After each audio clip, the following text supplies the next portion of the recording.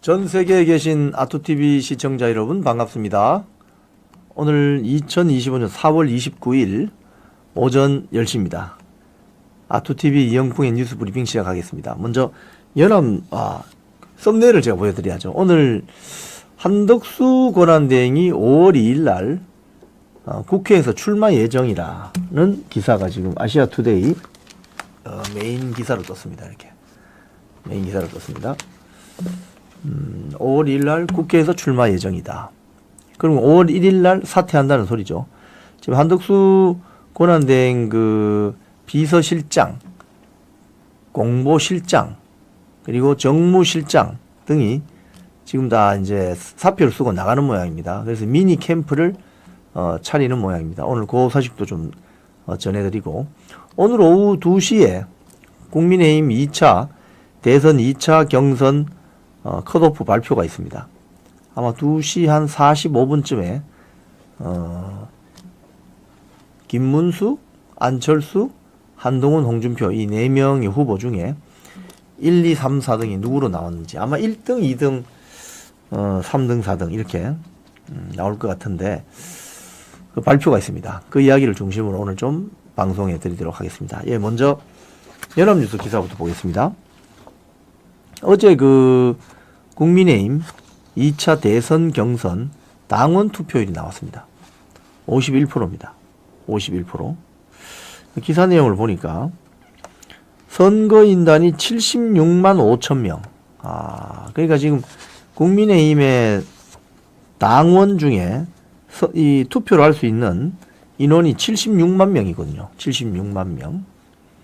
야, 사실 이거 민주당이 지금 240만 명인데 당원 숫자도 너무 적은 거 아니에요? 지금 이거 76만 명 중에서 39만 명이 투표를 해서 최종 투표율이 50.93, 51%가 됐습니다. 51%. 모바일로 32만 명이 했고 모바일로 거의 다 했어요. 42%. 모바일 안 한 분들은 ARS 투표에서 한 8%, 6만 7천여 명 했습니다. 지금 투표율이 저조합니다. 4년 전에 2021년 그 기사 맨 밑에 보면 나옵니다. 2021년 실시된 국민의힘 대선 본경선에서는 당원 투표율이 63.89%까지 나왔습니다. 엄청 나왔죠. 이래서 윤석열 바람이 그때 불었죠. 그래서 윤석열 바람이 불은 겁니다. 근데 이번에는 그러면 51%다. 이 말은 무슨 소리냐? 바람이 안 불었다 이 소리죠. 바람이 안 불었다. 자, 그러면 여러분 한번 생각해 보세요. 바람이 안 불었다. 그럼 누가 유리할까요? 1, 2, 3, 4 중에 누가 유리하겠습니까? 바람이 불지 않았다. 이러면 바람이 불면 기존 조직이 약한 사람들이 유리하고, 바람이 불면 기존 조직이 약한 사람들이 기존 조직에 가입되어 있지 않았던 사람들까지 다 나와서 유리해지죠. 근데 바람이 안 불면 기존 조직을 갖고 있는 사람이 유리해지죠. 이게 사실은 이제 일반적인 상식입니다. 예. 오늘 오후는 어떤 결과가 나올까? 가령 여러 지금 언론, 오늘도 제가 여론조사 결과를 쭉 드릴 텐데, 크게 보면, 여론조사에서 지금 국민의힘 저 4명 중에 대충 1등, 2등, 3등은 나온 것 같습니다. 예. 안철수 후보가 제일 저조하고, 한 6%대 이렇게 떨어지고, 여론조사 기관마다 조금씩 다르긴 한데, 김문수, 홍준표, 한동훈, 또 어떤 여론조사는 김문수, 한동훈, 홍준표 이런 식으로 그렇게 지지율이라는 게 형성이 되어 있는 것 같습니다. 그래서 오늘 오후에 나올 국민의힘 경선 2차 컷오프 결과를 한번 지켜보시죠. 자, 한덕수 권한대행의 소식 좀 전해드리겠습니다. 먼저 뉴시스 보도인데요. 5월 1일 날 사퇴한다. 그리고 2일 날 출마 선언한다. 장소는 아시아투데이 보도로는 국회에서 한다. 대선 캠프 기조는 경제 통합 안심이다. 경제 통합 안심이다. 경제 통합 안심이다. 그리고 30일 날 마지막 권한대행으로서의 마지막 공무는 존 펠란 미 해군성 장관과 만난다고 합니다. 존 펠란 미군 해군성 장관과 만나. 왜? 지금 미 해군이 항공모함 수리나 구축함, 순양함, 신조선 그리고 수리하는 곳이 믿을 만한 곳이 한국밖에 없다는 거예요. 그걸 뭐 중국 조선소 갖다 줘도 되겠어요, 거기. 그러니까 한국 조선소로 오는데 그래서 미 해군성 장관이 와서 조선산업 협력에 대한 일단의 회담이라고 하겠죠. 그게 4월 30일 내일 일정이 잡혀 있습니다. 그거까지 공식적인 일정을 마치고 5월 2일 날 사표 내고 5월 2일 날 국회에서 출마를 하는 것으로 그렇게 될 것 같습니다. 어제 문화일보 보도를 보면은 한덕수 권한대행에 앞서서 총리실 비서실장 손영택인가 하는 사람이 사퇴를 했습니다. 제가 이 사람들 좀 이따 이 바로 뒤로 소개시켜 드릴게요. 이 기사에 보면 한덕수 권한대행이 그러면 출마를 하면 어떤 공약을 들고 나올 것인가 이 이야기가 있습니다. 뭐냐? 3년 임기 단축 개헌안. 3년 임기. 그러니까 대통령 임기가 지금 5년이잖아요. 3년 임기 단축 개헌. 즉 3년 뒤에 있을 총선하고 대선을 같이 엎어서 한꺼번에 선거를 치른다. 이 이야기죠. 일각에서는 1년짜리 대통령이 될 수도 있다고 이야기한 것이 중앙일보 어제 기사 보면은 좀 약간 터무니가 없어요. 1년짜리 대통령을 한다. 왜? 내년에 있을 지방선거하고 대선하고 엎어서 한다. 뭐 이런 소리거든요. 근데 그건 좀 무리가 있는 것 같습니다. 어떻게 대통령을 1년하고 그만할 수 있겠습니까? 자, 3년 임기 단축 개헌안이 있다. 그리고 여기 보면은 마감일인 5월 11일 이전에 국민의힘 1등 한 후보하고 단일화를 해서 대선 후보 등록 마감일이 5월 11일이거든요. 그 일요일입니다. 그러니까 11일 이전에, 그러니까 다음 주입니다, 여러분. 그러니까 오늘이 화요일이잖아요. 다음 주 화요일 7일 뒤쯤이면 한덕수 후보와 국민의힘 최종 경선 1등한 후보가 만나서 뭐 토론회하고 여론조사하고 이 이야기가 될 것 같아요. 일주일 뒤에. 드라마죠. 완전 드라마. 그래서 11일 이전에 후보 등록을 하는데 국민의힘 입당해서 후보 등록하는 것으로 기호는 그러면 2번을 쓰게 되겠죠. 2번. 이 이야기입니다. 자, 그러면 여기서 조금 더 들어가서 한덕수 캠프에서 핵심적인 역할을 할 사람이 누구냐? 3명이 있습니다. 지금 언론 보도된 거 보면. 한 사람이 총리실 비서실장이었던 손영택이라는 사람이 있고, 두 번째가 공보실장을 했던 김수혜라는 사람이 있고, 세 번째가 정무실장 했던 박경은이라는 사람이 있는데, 이 사람들이 어떤 사람인지 제가 소개를 좀 드리겠습니다. 먼저 손영택입니다. 손영택 비서실장. 한번 쭉 내려보세요. 국무총리 비서실장. 잘생겼죠? 아주 미남형입니다.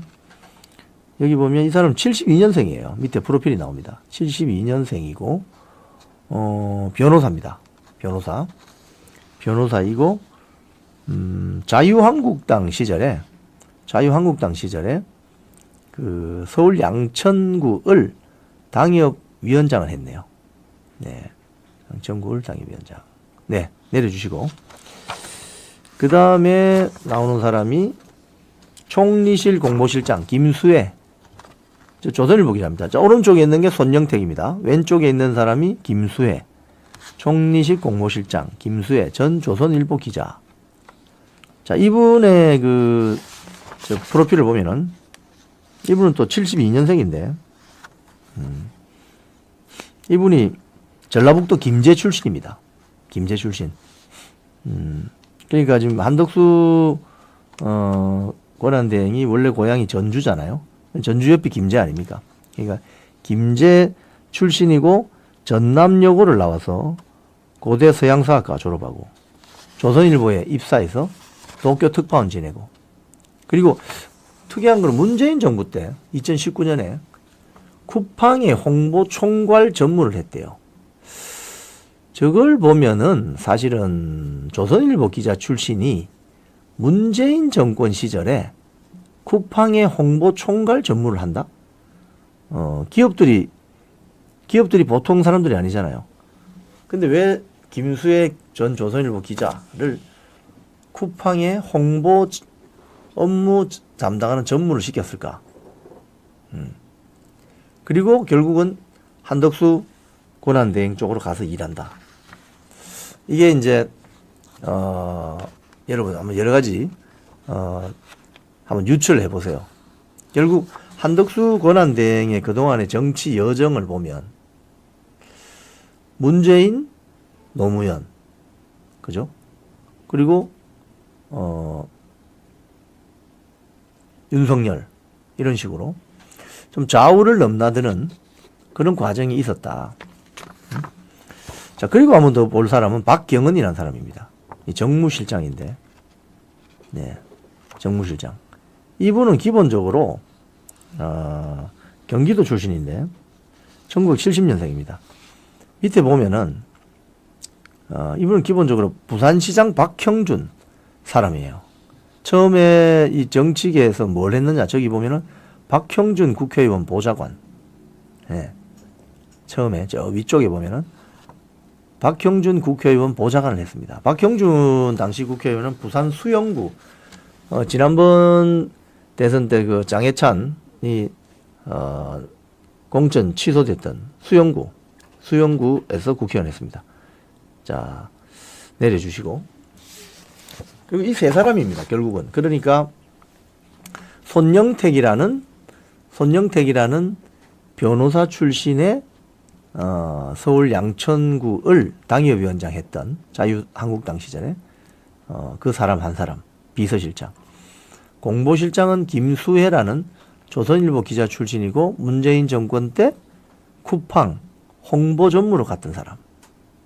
그리고 박경은이라는 사람인데 박형준 전 국회의원 보좌관 했던 사람. 그리고 박형준 부산시장, 지금 현재 부산시장이잖아요. 거기서 정무특보를 했던 사람. 저도 이 박경은 씨에 대해서는 조금 들은 바가 있습니다만 굉장히 성실하다, 한마디로. 성실한 사람이다. 굉장히 참모로서 소위 말해서 자기의 보스를 굉장히 서포트를 잘한다. 이런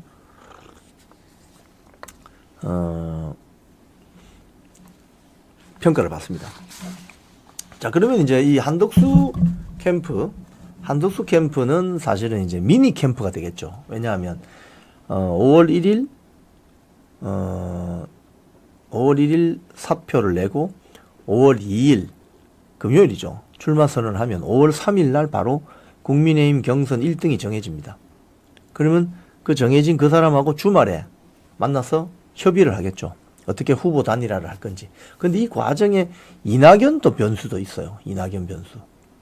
그럼 주말에는 한덕수 그리고 국민의힘 경선 1등 또 이낙연까지 뭐 이렇게 해가지고 복잡하게 돌아갈 겁니다. 협의를 할 거예요. 그러면 협의하는 그 과정이 제일 핵심이 뭡니까? 업무 분장이죠. 누가 대통령 할 거냐? 누가 책임 총리할 거냐? 뭐 이런 이야기들이 오고 가지 않겠습니까? 그리고 경선을 그럼 어떻게 할 것이냐? 국민 경선. 뭐 토론회 정도는 한번 해봐야 되지 않겠나? 토론회 하고 또는 뭐 국민 여론조사를 한다든지. 지금 여기에 대해서 이제 김문수 후보는 구체적인 어떤 일정이나 어떤 그런 것들은 이야기하지 않지만 진정성을 가지고 협의를 해야 된다. 이렇게 이야기하고 있고, 홍준표 후보 같은 경우는 만약에 자기가 국민의힘 경선 1등이 되면 바로 TV 토론회 2번 하고 국민 여론조사로 결정하겠다. 그 결과에 대해서는 승복하겠다. 이런 이야기를 했습니다. 자, 그런데 이제 한덕수 입장에서는, 그러니까 한덕수 후보 입장에서는 큰 캠프가 필요가 없는 거죠. 왜? 단일화 해가지고 만약에 본인이 대통령 후보가 되면 당에서 나와서 당에서 캠프 사무실을 다 차릴 겁니다. 예. 그렇기 때문에 지금은 자기 측근 핵심, 지금 보면 손영택, 김수혜, 박경은 뭐 그 외에 또 몇 명이 더 지금 오늘 사표 낸다는 이야기가 있는데 그분들이 이제 그 옆에서 수행을 하겠죠. 아주 밀착 수행을 하겠죠.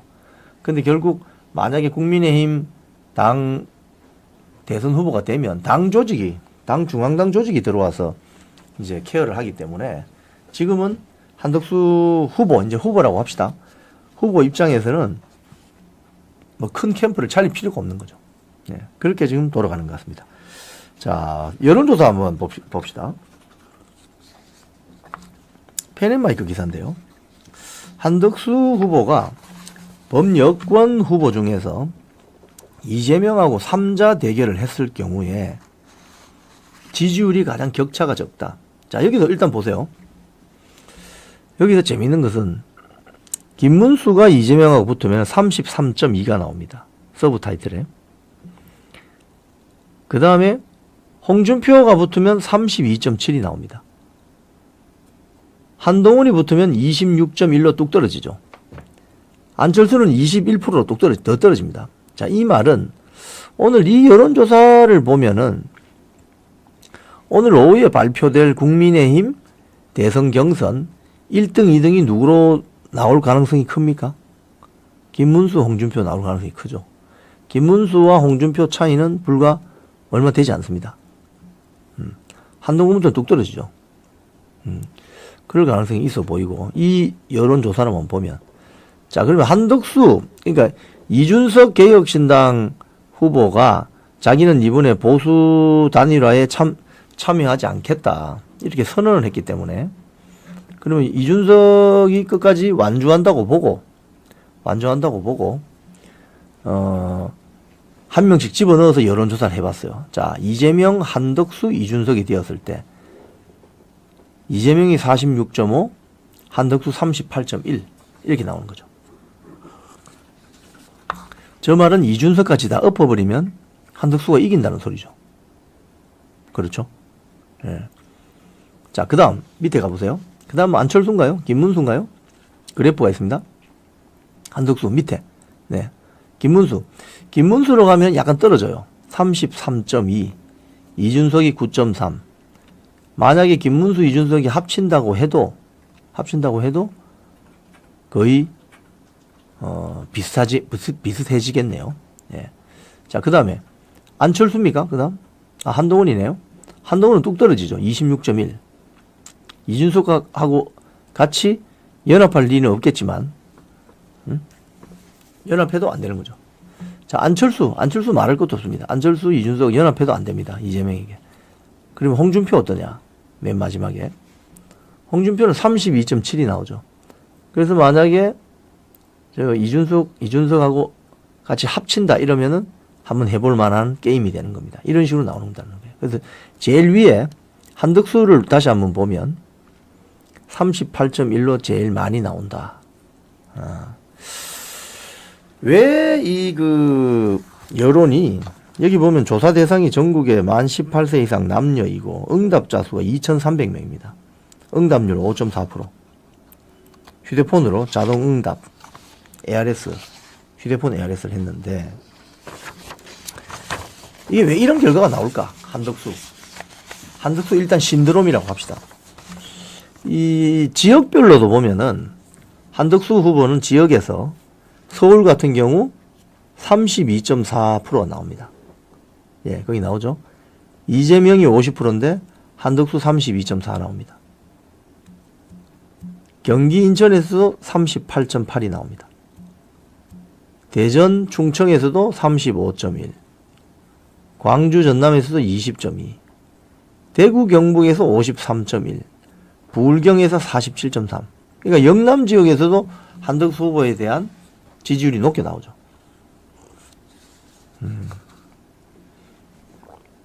이게 왜 이렇게 했느냐? 이게 왜 이렇게 됐느냐? 자, 이걸 일단은 보고 다른 여론조사 하나 보고 제가 설명을 또 드리겠습니다. 경향신문에 어제 보도는 리얼미터. 이거는 오늘 오후에 발표될 국민의힘 2차 경선 컷오프를 예상해 볼 수 있는 통계입니다. 뭐 그래프 한번 보여주시죠.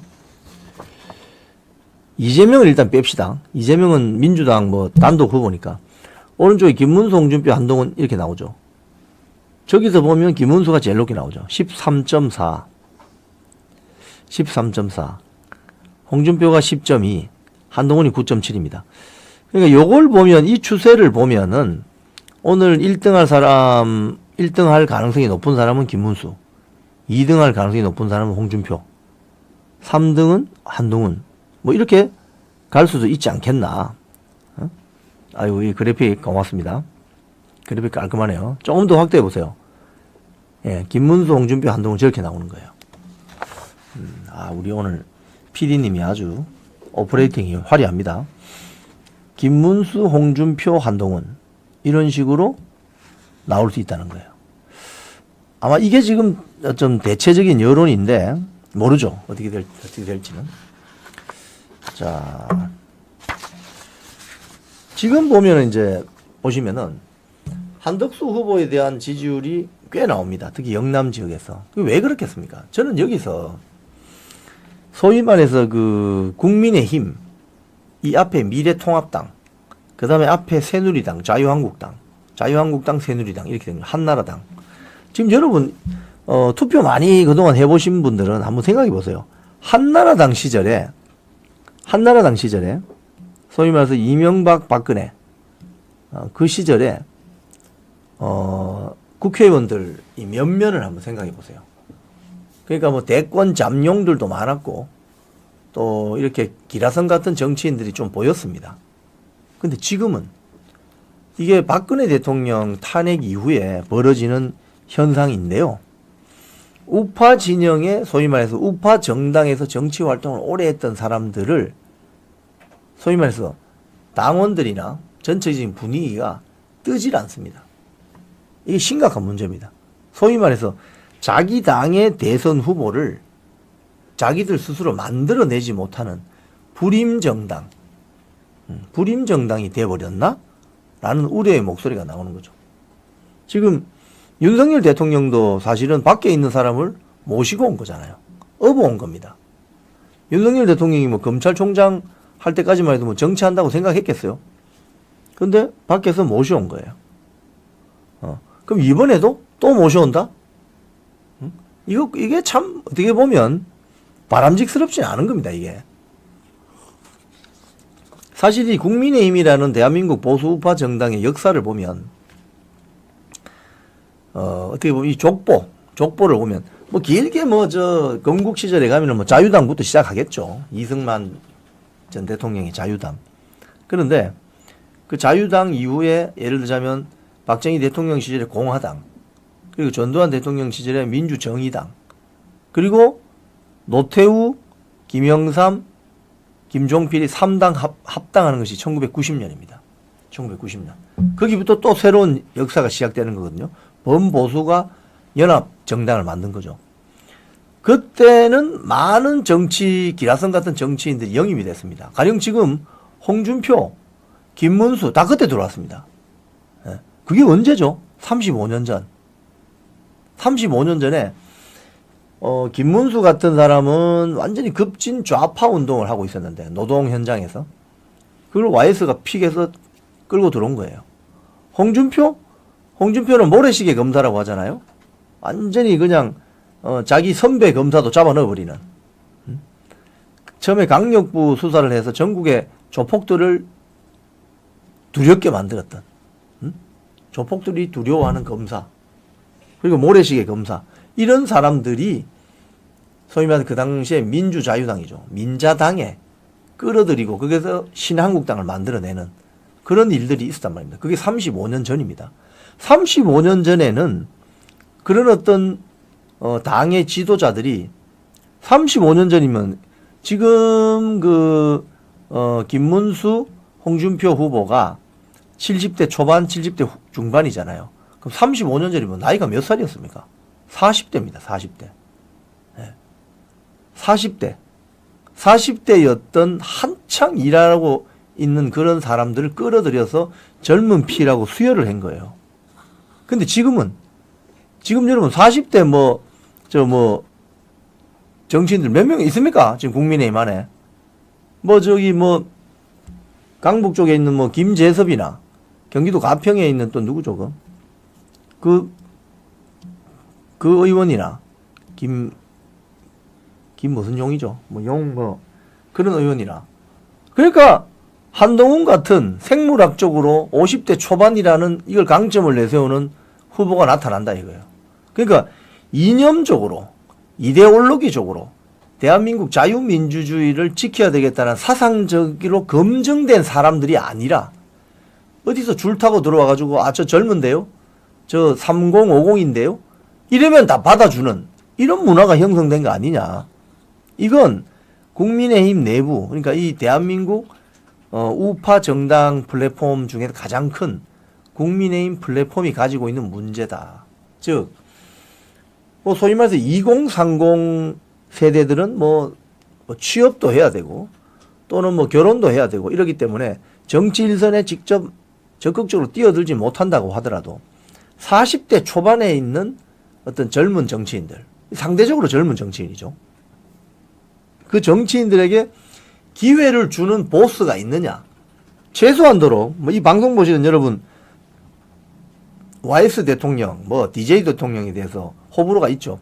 근데 그 당시에 정치 지도자 선배들은 40대 초반에 한창인 젊은 피 수요를 당 안으로 흡수했다는 겁니다. 그 사람들이 지금 대한민국 정치 다 움직이고 있습니다. 근데 왜 지금은 안 되지, 그게? 왜 안 되냐 이거예요. 그때 들어왔던 그분들이 기득권 세력이 되면서 생물학적으로 나이가 젊은 40대 초반 내 젊은 피 수요를 꺼리고 있는 건 아닌가. 이게 지금 대한민국 정치판의 문제 아닌가. 응? 한번 그 지역구 낚아채면 3선, 6선, 부산의 조경태 보세요. 6선까지 하잖아요. 응?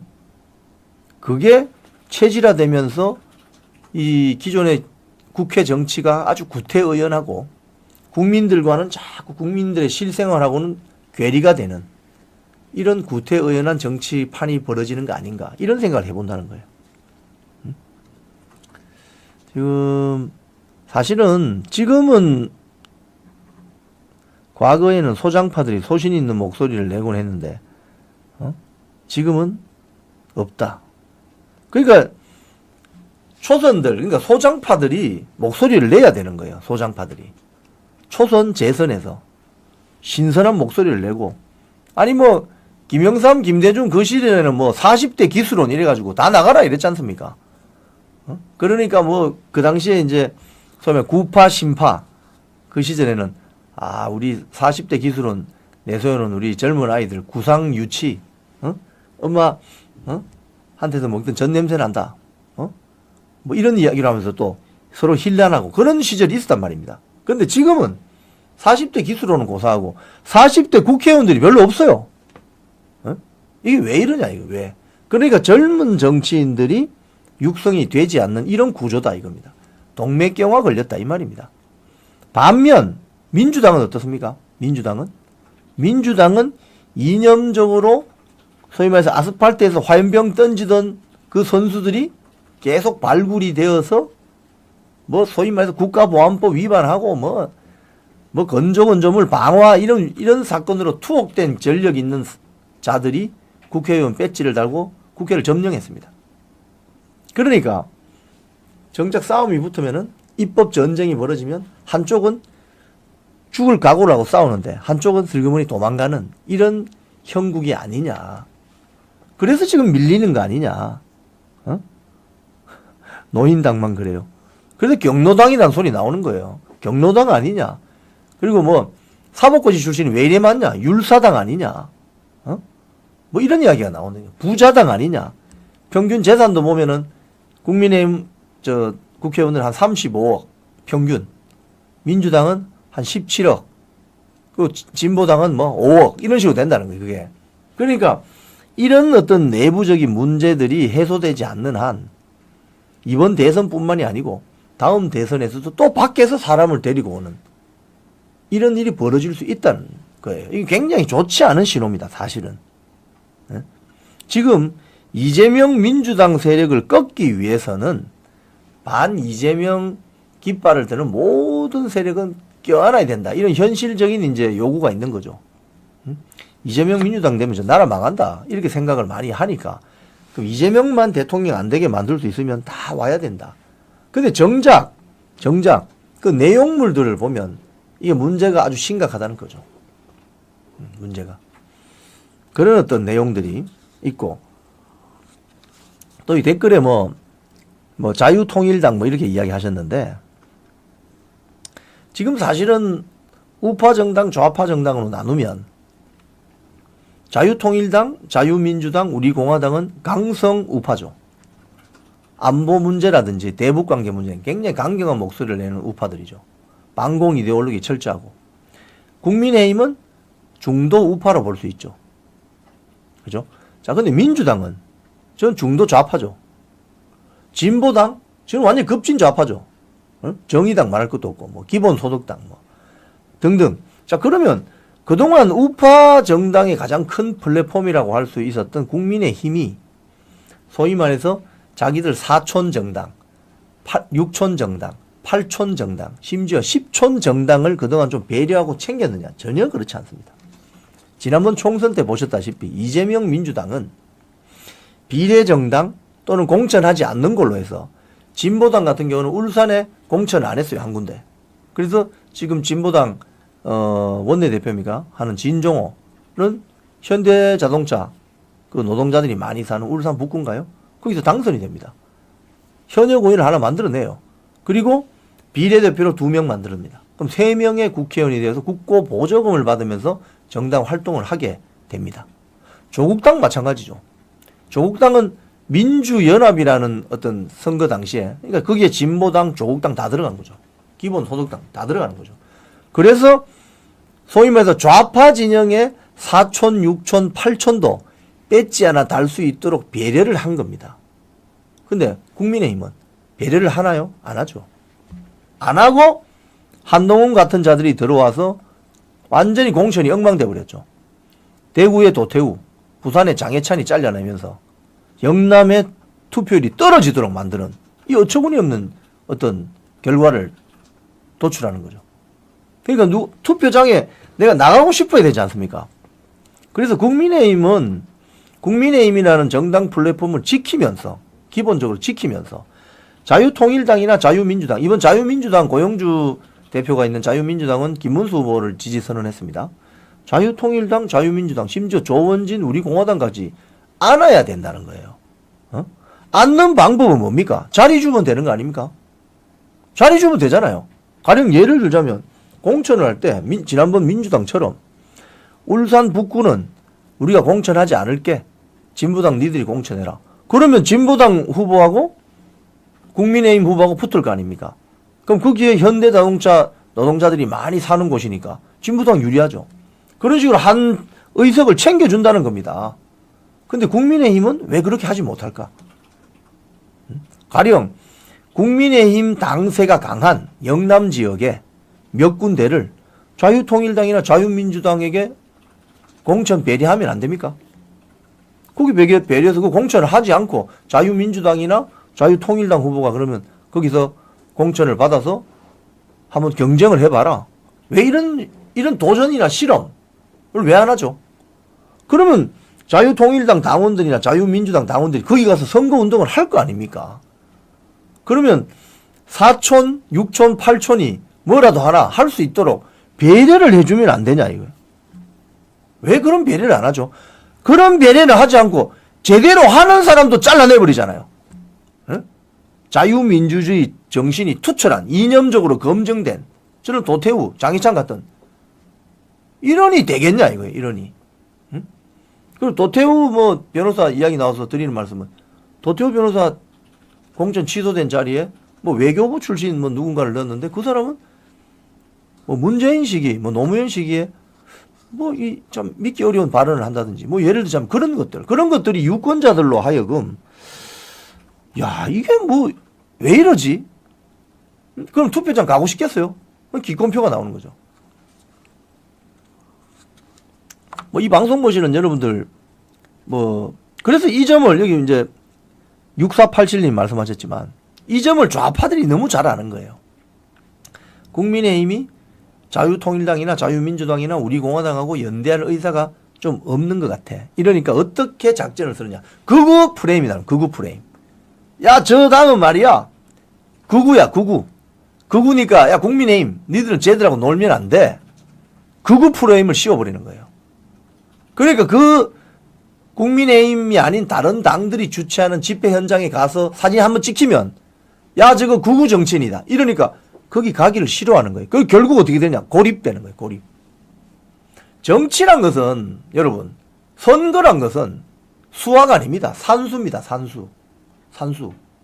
어릴 적 아이들끼리 놀이하는 땅 따먹기 놀이라 이겁니다. 내 땅이 더 많으면 이기는 거 아닙니까? 산수예요, 산수.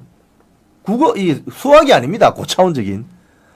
이 산수가 잘 안 되는 거예요, 산수가. 응? 가령 영남 지역에 어떤 그런 정책적인 공천 배려를 했을 경우 그게 수도권에 영향을 주어서 수도권에서도 그 바람이 불 수 있거든요. 근데 그걸 왜 못하지? 왜 못하냐 이거예요. 왜? 그 자리를 지켜야만 되는 누군가가 있는 거죠. 이런 식으로 이루어지다 보니 소위 말해서 영남당으로 자꾸 쪼그라드는 거 아니냐 이런 비판이 나오는 거 아니겠습니까? 여러분은 어떻게 생각하세요? 응? 여러분도 그렇게 생각하세요? 영풍 기자님 명확하신 말씀입니다. 아, 예. 뭐 이런 극우라고 배쳐간다. 극우라고 배쳐가면 뭐 화들짝 놀래죠.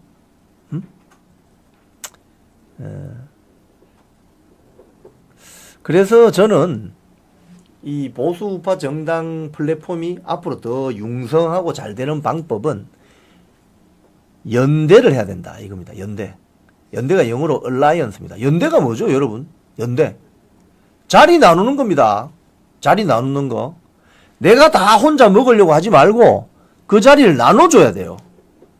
예를 들자면 국민의힘이 자유통일당, 자유민주당, 우리공화당하고 연대를 한다. 예를 들자면.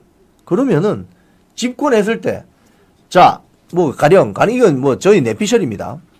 자유통일당은 아주 그 통일 문제, 안보 문제에 굉장히 강경한 입장이고 원칙적인 입장이니까 통일부 장관, 뭐 국정원장을 자기 사람을 데리고 와서 쓰세요. 예를 들자면.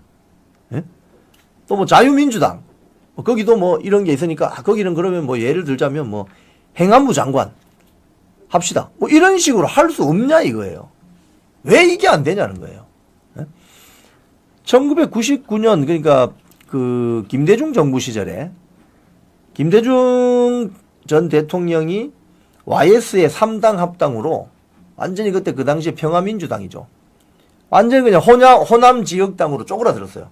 그래서 고 김대중 대통령이 나 이제 정치 그만한다 이런 선언하면서 영국으로 약간 일종의 외유를 갔죠. 외유. 갔다가 그 말을 번복하고 다시 들어와서 어떤 작전을 쓰느냐. DJP 연합을 만듭니다. 김종필 전 총재와 YS 사이의 관계가 좀 틀어지니까 그 틈을 삐짓고 들어와서 김종필 전 총재에게 또 협상을 제안하죠. DJP 연합하자.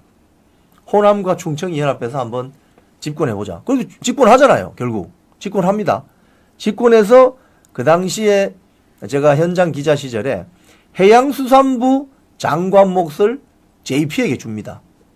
그래서 그 당시에 제가 해양수산부 출입 그 기자 역할을 할 때 해양수산부 장관이 충청도 분들이 오는 거예요.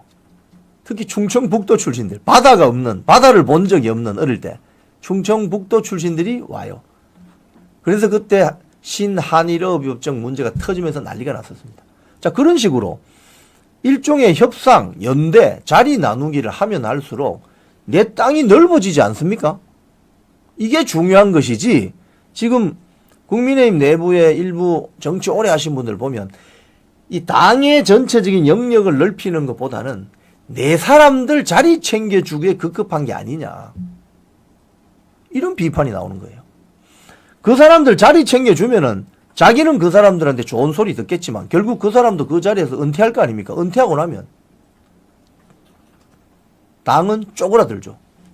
그러니까 결국 영남당이냐 경로당이냐? 뭐 율사당이냐? 뭐 이렇게 된다는 거예요. 이게 지금 고질적인 문제다. 기득권 지키려고 이렇게 어렵게 끌고 가는 거예요. 저 동감합니다. 뺄셈하면 분열입니다. 맞습니다. 뺄셈하면 분열이죠. 선거는 여러분 수학 아닙니다. 산수입니다. 산수. 산수입니다. 30대, 40대, 50대 국회의원들이 많이 생기면 좋겠습니다. 홍킬돈님 맞습니다. 저도 그렇게 생각해요. 지금도 대대선선 해먹으려고 내각제로 가려고 용수고 있음. 뭐 이런 내 사람도 잘 안 챙겨줌.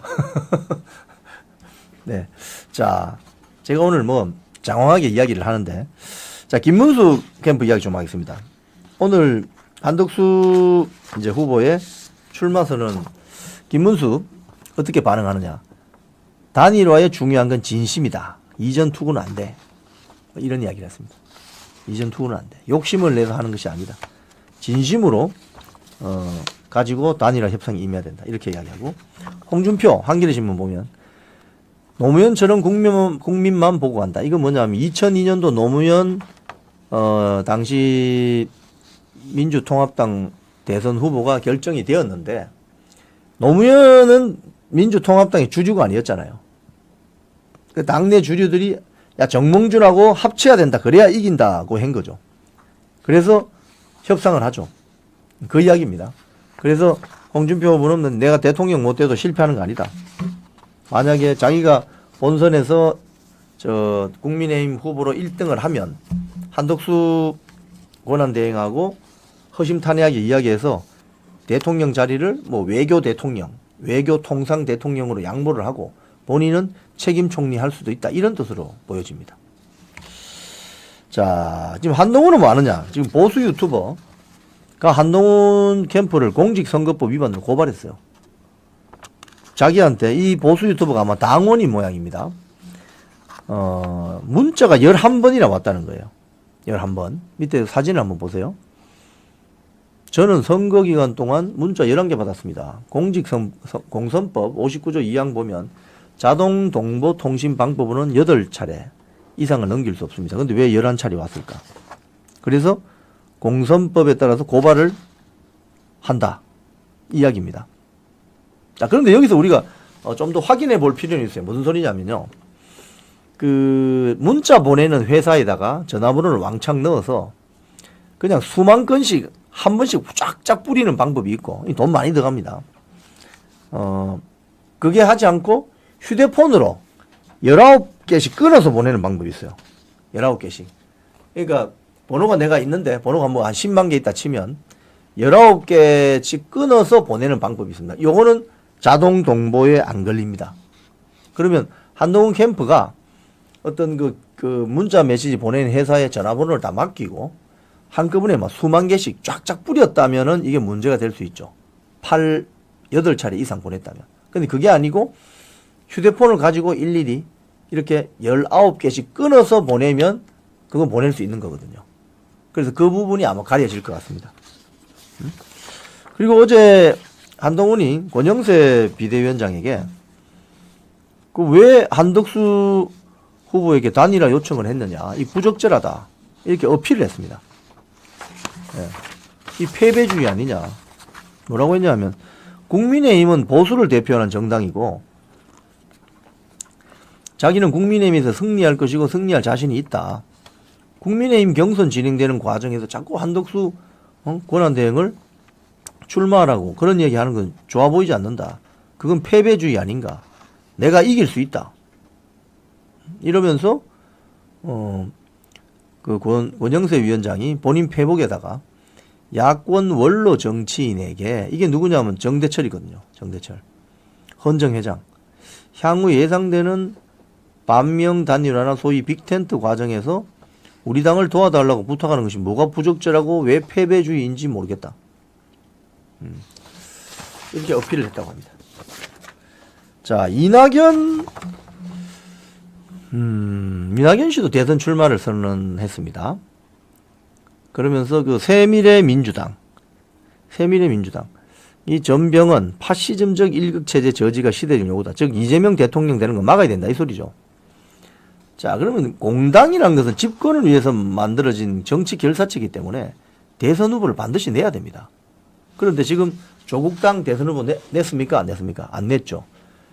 자기 당의 그 대의원 결의로 이번에 민주당 후보가 누가 되면 지지한다 이렇게 선언했어요. 그러니까 이재명 지지하겠다는 겁니다. 그러니까 조국당은 저게 저 집권을 위한 목표를 가진 당이 아니고 국회의원 배지 12개 만드는 당이었다. 이게 이제 드러나는 거죠. 근데 이낙연 새로운 민주당은 새미래민주당은 대선 출마를 선언했습니다. 그럼 한덕수 캠프하고도 협조할 가능성이 있어 보입니다. 그게 아마 다음 주에 다 벌어지겠죠. 다 벌어지겠죠. 이재명 부친 횡령 의혹을 제기한 그 언론인이 역으로 이재명을 무고죄로 고소했습니다. 이 기사 말고 이재명 부친 횡령 의혹 제기. 이건 뭐냐면 이 사람이 서명수 씨라는 분인데 아마 대구 매일신문 관련된 그분인 것 같아요. 그의 운명에 대한 지극히 사적인 생각이라는 책을 썼는데 여기에 이재명의 아버지인 고 이경희 씨가 1972년 73년쯤에 안동 예안의 지통마을 담배 연초 농가에 1년 농사지은 수매 대금을 횡령해서 갖고 튀었다. 이런 어떤 사실이 있다. 그 이야기를 이 책에다가 적시란 모양이에요. 그랬더니 이재명이 형이라는 사람이 이재영이라는 사람이 4월 9일자로 경기도 분당경찰서에 이 사람을 명예훼손 혐의로 고소장 제출. 그래서 이 책을 쓴 이 서명수 언론인 서명수 씨가 역으로 무고죄로 고소했다는 겁니다. 그리고 요게 국민의힘 국민 사이렌이라는 요번에 조직이 출범했잖아요. 국민 사이렌. 국민 사이렌이 이재명 부친 의혹 출관 후 고발 사례 1호 지원 대상으로 명명했다. 이런 기사도 나와 있습니다. 여기 이상휘 국민의힘 미디어 특위위원장이 국민 사이렌 고소 고발 1호로 저렇게 고소장을 접수했습니다. 국민 사이렌. 자, 그리고 이재명 쪽 이야기가 조금만 하죠. 이승만 참배로 대선 시작한 이재명.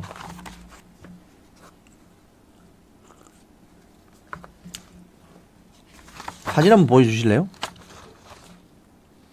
이승만 전 대통령 묘소를 분양했습니다.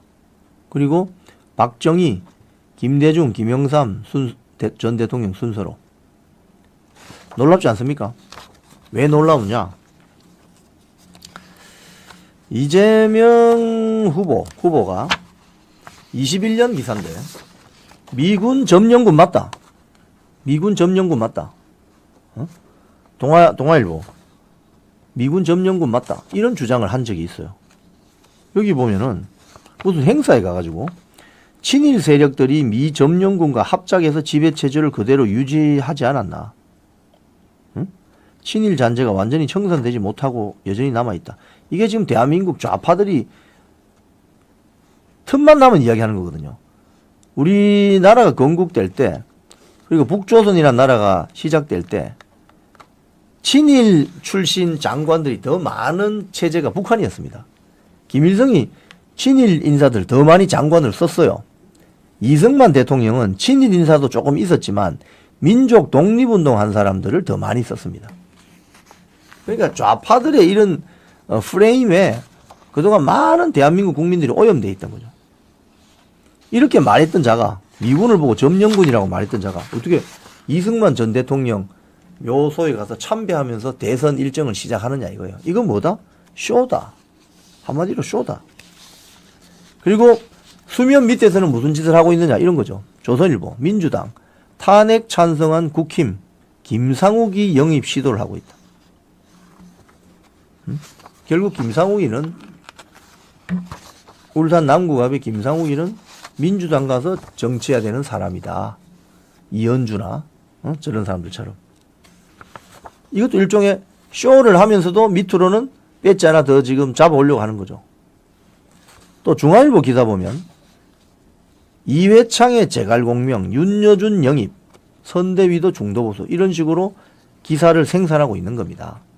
윤여준 씨는 민주당 쪽으로 간 지가 한참 됐어요. 이회창의 책사였지만 민주당으로 간 지가 한참 됐다고요. 그래서 마치 윤여준이를 영입하면 중도 보수 쪽에 좋은 사인을 보내는 것처럼 쇼를 하고 있다. 지금. 근데 또 수면 밑으로는 무슨 짓을 하느냐. 이거 보세요. 뉴데일리 기사입니다. 이재명 민주 통진당 후에 진보당과 단일화 준비. 밑에 사진이 있습니다. 이 사진을 보시면은 중간에 이제 앉아있는 여성 정치인이 진보당 김재현 대표입니다. 저자가 국회의원 배지 달고 활동할 때 당이 무슨 당이었냐? 통진당이었습니다. 이석기, 이정희, 김재현, 통진당. 통진당은 여러분 왜 해산됐죠? 국가전복 세력으로 결판이 난 거죠. 거기서 정치했던 저 김재현이 지난번 총선 때는 나타나지 않다가 총선이 끝나고 진보당에 국회의원 배지가 3명이 생기니까 절차를 거쳐서 당대표가 돼버리는 거예요. 결국은 저 김재현 진보당 대표 뒤에는 누가 있겠습니까? 이석기, 이정희 이런 자들이 있을 거 아닙니까? 그런 자들하고 지금 대선에서 이기기 위해서 손잡으려고 이재명이 움직인다는 거예요. 그래서 오늘 마지막 칼럼 하나 소개시켜 드리면은 뉴데일리 6은일 칼럼. 본색은 아르헨티나, 그리스, 베네수엘라 포퓰리즘. 이재명의 변신 변장술에 속지 말아야 된다. 겉만 우파 위장, 내용물은 포퓰리즘. 이런 칼럼이 있습니다. 이 칼럼을 보시면 이재명의 어떤 그 변신 변장술에 속지 말자. 겉만 우파로 위장되어 있고 내용물은 포퓰리즘입니다. 자, 오늘 뉴스 브리핑 여기까지 정리하겠습니다. 오늘 썸네일 한 번 더 보내주시면 한덕수 권한대행이 5월 1일 날 사임하고 5월 2일 날 출마를 국회에서 할 예정이라고 아시아투데이가 보도했습니다. 오늘 오후에 2시부터 국힘 2차 경선 결과가 발표됩니다. 2시 한 45분쯤에 1등부터 4등까지 득표를 얼마나 했는지가 나오는 것 같습니다. 만약에 오늘 결과에서 한 명의 후보가 한 방에 50% 이상을 득표하면은 그 사람이 대통령 후보가 됩니다.